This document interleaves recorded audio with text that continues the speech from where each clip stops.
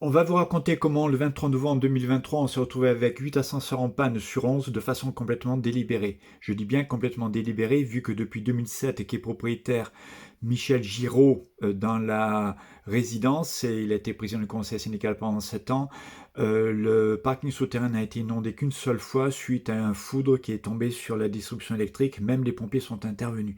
Donc voilà comment est organisé notre sous-sol. Nous avons donc le sol qui est représenté de cette manière-là, avec des petites tranchées qui sont aménagées, et dans les tranchées, vous avez un tuyau percé qu'on appelle un drain.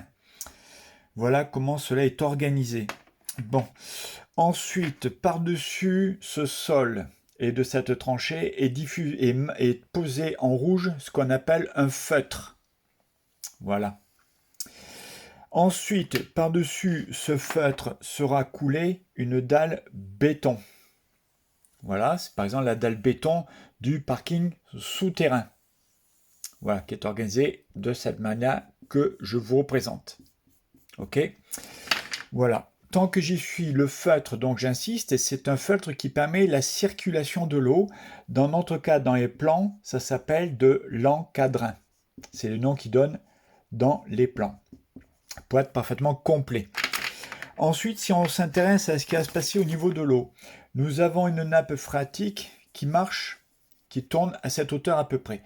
Quand la nappe va monter, elle va venir taper le béton, elle va venir taper le béton ici et se retrouver donc bloquée par le béton et l'eau va diffuser, c'est le but, le long de ce feutre, d'accord, de cet encadrin, ça va tomber dans le drain et les drains sont reliés à des fosses qui sont munis de 2 pompes qui sont contrôlées par des boîtiers en surintensité, sous-intensité. Voilà, donc c'est parfaitement bien contrôlé avec 4 niveaux de flottaison et toute l'eau ensuite est évacuée. Voilà. Alors pour maintenant comprendre comment ils ont magouillé, ben, c'est pas compliqué.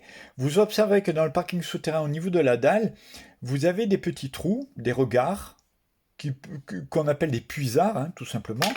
Ce sont des puisards qui sont faits ainsi, c'est juste des petits trucs en terre, hein, si vous voulez, et qui permet tout simplement d'évacuer. Alors, les bords sont peut-être maçonnés légèrement, peut-être là, excusez-moi, peut-être que juste les bords sont maçonnés, et au fond, ben, vous avez de la terre, et ça permet tout simplement, quand vous avez de l'eau, vous nettoyez, etc., ben, les eaux, c'est ce qu'on appelle un puisard, ça permet l'évacuation de l'eau. Donc du coup, revenons-en au problème. Ce qu'ils ont fait, c'est qu'ils ont laissé les pompes en panne, sauf qu'il faudrait que vous sachiez que les fosses, nous en avons 5, que chaque fosse est munie de 2 pompes, donc nous avons 10 pompes. Quand vous savez qu'on a chaque pompe dans des locaux poubelles, nous avons en tout 18 pompes. 18 pompes, la fonction c'est quoi? Ben, comme je vous l'ai dit, hein, l'eau monte et ensuite le drain rabat l'eau dans les drains. Évidemment, si tout est gorgé d'eau, si les pompes ne marchent pas, qu'est-ce qui se passe? Eh bien, votre nappe d'eau qui est ici, au niveau du puisard, eh ben, elle va monter, elle va monter, elle va monter, elle va monter. Et ce qui s'est passé, c'est que l'eau, elle est sortie. Donc le puisard qui a pour fonction d'évacuer l'eau, ben, il a marché exactement en sens inverse, tout simplement parce qu'on a laissé les pompes en dysfonctionnement. On s'est retrouvé jusqu'à 4 à 5 cm d'eau au niveau du parking souterrain, ce qui est complètement une aberration, et ça allait remplir les fosses d'ascenseurs. Et c'est comme ça que le 23 novembre 2023, on s'est retrouvé avec 8 ascenseurs en panne sur 11. Ensuite, qu'est-ce qu'ils vous ont fait croire? Ils vous ont fait croire que les puisards devaient être étanches. Voilà, la bonne blague. Ils vous ont fait croire que la dalle en béton devait être étanche. Eh bien non.